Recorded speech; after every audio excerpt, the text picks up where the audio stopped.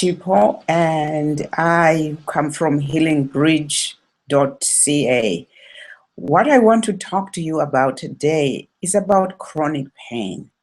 I feel that we all have chronic pain one way or another. We might have physical pain is where I find people actually come with that. Mostly we complain about that.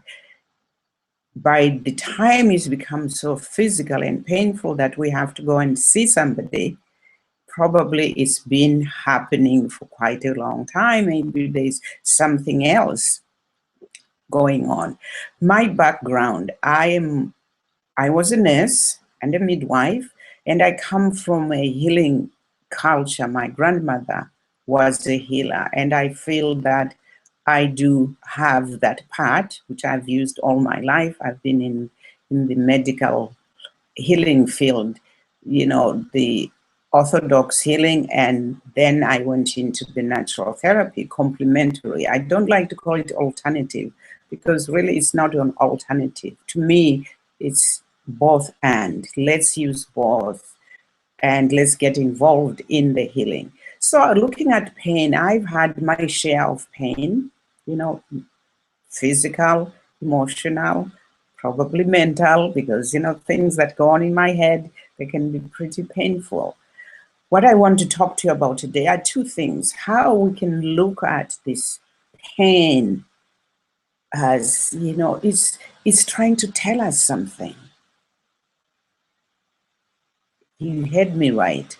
It is trying to tell us something. This is what I've experienced. This is what I see. That it's like somebody's knocking on the door and saying, "Can you hear me? Let me in, let me out." But we seem to hang on to whatever that is. So first of all, remember, we are not just this physical. We start from somewhere. There's a thought that when we were created, our parents had a thought, oh yeah, I'm going to get married, I'm going to have a child, oh, it's time to have a child. So there's a thought. You were created as a thought. So that's an energetic thing. You can't hold on to a thought. You can't see the thought, but you have this thought. So if we look at that and thinking that this is where we came from, this energetic place.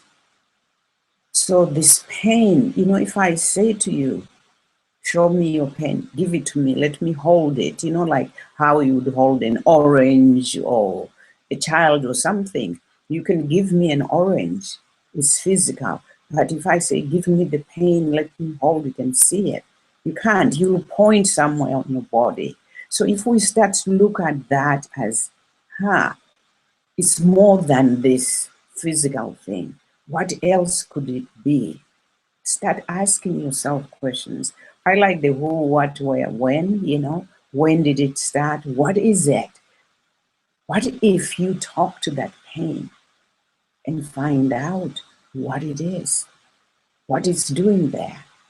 It sounds like I'm crazy, but you know what? It has worked for me. It has worked for people that I've worked with.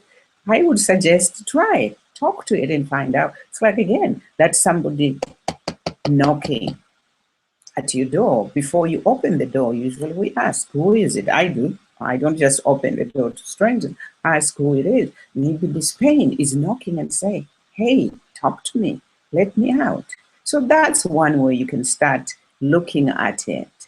Then the second thing is, once you start talking, have this dialogue with it, pretend you're talking to somebody. It sounds strange, but you know what? For me, it has worked, honestly. It has. I'll tell you an example. I used to have this knee problem, and I remember going to a massage therapist. By the way, I became a massage therapist. I told my massage therapist that, my knee wants to cry. And he kind of laughed at me, thought I was nuts. How can the knee cry? We think crying just comes from the eyes, the tears. But my knee honestly wanted to cry.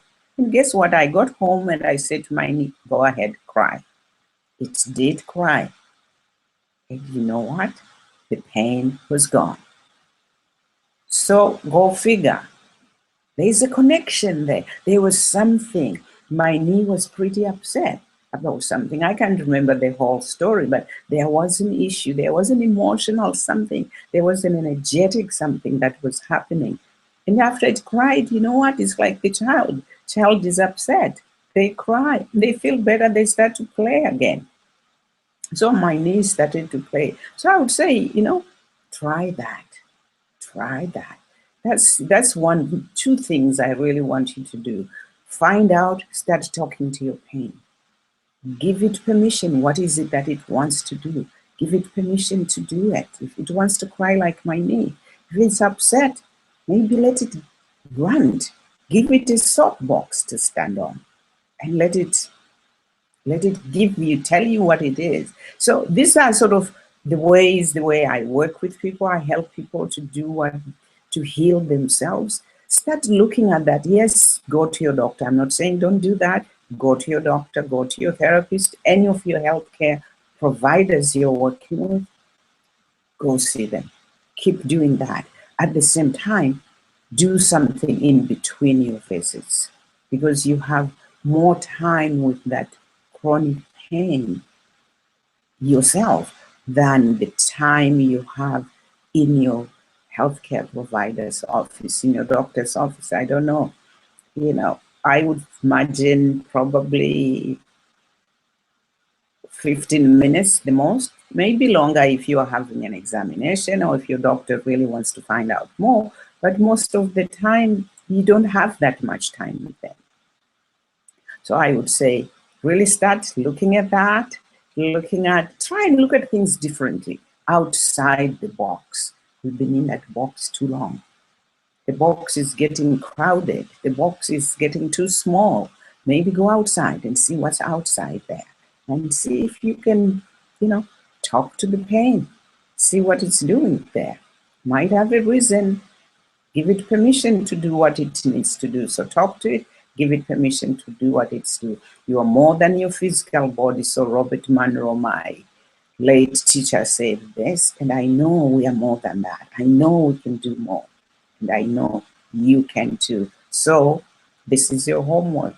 Talk to that pain and see, and make your comments down below. There's a place for you to say something. Please make a comment. Let me hear what you have to say. If you have questions, I will be back again. I'm hoping to do this once every 2 weeks, every week perhaps, and let's start a dialogue. Okay, take care of yourself. God bless you. Bye-bye.